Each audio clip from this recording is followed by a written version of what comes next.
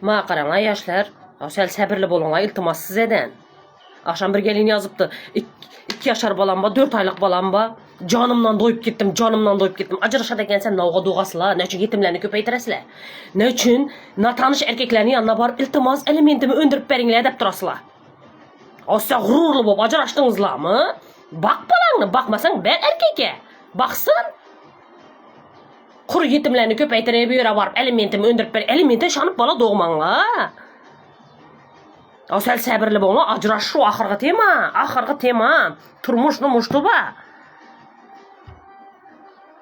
İnternetdəki acıraşqandan ki, mən onu deyib getdim, acıraşqandan ki, mən bunu deyib getdim deganlara işanmanglar. Mə bolub biribdilər.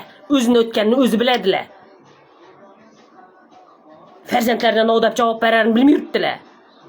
Yalğan həmməsi acıraşqandan ki, onu deyib birib mən, bunu deyib birib mən deganlar. O sel səbirli bolma, sel səbirli. Ərin bilən boğan vaqiyanı apağam yetirə vermə. Sən yaraşıb gedəsən, onu apanın yürəyi ağrıydı. O sel səbirli bolunğa iltimas acıraşıb onğan adam yok. Acıraşıb zor bolup getken, vapşı hayatı güzel bolup getken insanı məni yanıma əkkəb görsətinlər, juvoy mən bir göreyim. Tarixini tekşirin.